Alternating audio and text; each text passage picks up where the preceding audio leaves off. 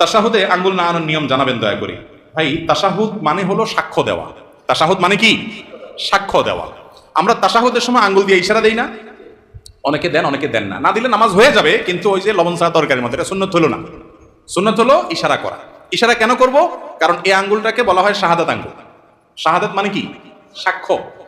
এই আঙ্গুলটাকে বলা হয় সাক্ষী দেওয়ার আঙ্গুল। কেন?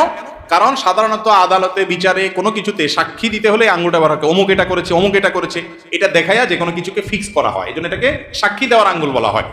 আমরা যখন কালিমায়ে শাহাদা পড়বো আত্তাহিয়াতুর মধ্যে, আশহাদু আল্লা ইলাহা ইল্লাল্লাহ ওয়া আশহাদু আন্না মুহাম্মাদুর রাসূলুল্লাহ, বা তাশাহুদ মানে কি? সাক্ষ্য দেওয়ার দোয়া বা সাক্ষ্য দেওয়ার বাক্য, কালিমা। এটা পাঠের সময় আমরা আঙ্গুল তুলে সাক্ষ্য দিব। মুখে সাক্ষ্য দিচ্ছি, আবার আঙ্গুল তুলেও কি দিচ্ছি? আমি সাক্ষ্য দিচ্ছি যে আল্লাহ ছাড়া কোনো সত্যিকারের কোনো মাবুদ নাই, মুহাম্মদ সাল্লাল্লাহু আলাইহি ওয়াসাল্লাম আল্লাহর গোলাম এবং রাসূল। এই কথার কি দিচ্ছি? সাক্ষ্য দিচ্ছি। মুখে সাক্ষ্য দিচ্ছি, আবার আঙ্গুল তুলেও কি দিচ্ছি? সাক্ষ্য দিচ্ছি। এজন্য তাশাহুদের সময় আঙ্গুল তোলাটা কি? সুন্নাত। তাশাহুদ পাঠের সময় আঙ্গুল তোলা কি রে ভাই? সুন্নাত। এই আঙ্গুল কিভাবে তুলবেন? এটা পদ্ধতি হলো, এই যে দুইটা আঙ্গুল, এই কনুই আঙ্গুল এবং তার পাশেরটা, এই দুইটাকে ভেঙে ফেলবেন এভাবে।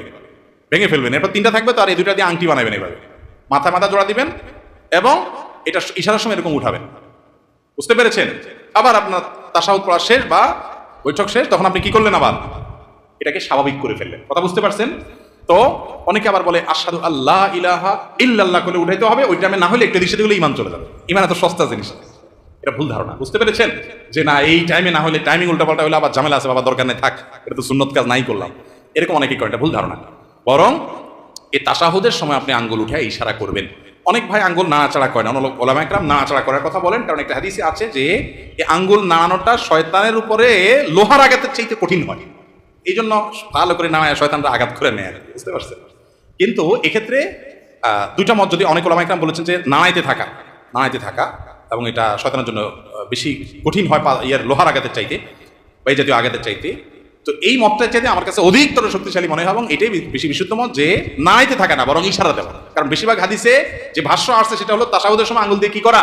ইশারা দেওয়া। ইশারা কিন্তু নাড়াইলে হয় না। নাড়াইলে ইশারা হয় না। দলিল উনি আমল করলেন, কিন্তু হাদিসে বেশিরভাগ কিসের কথা আসছে? ইশারার কথা আসছে, নাড়ানোর কথা আসে নাই। আর তাছাড়া সালাতের মধ্যে যে খুদু অবলম্বন করা, সুকুনের সাথে থাকা, এটার সাথে এটা যায় না। সব মিলিয়ে আঙ্গুল ইশারা করা তাশাহুদের মধ্যে এটা একটা সুন্নত কাজ, একটা ভালো কাজ, যেটা আমাদের বেশিরভাগ মুসল্লি ভাইরা করেনও না। এটা করা উচিত আমাদের।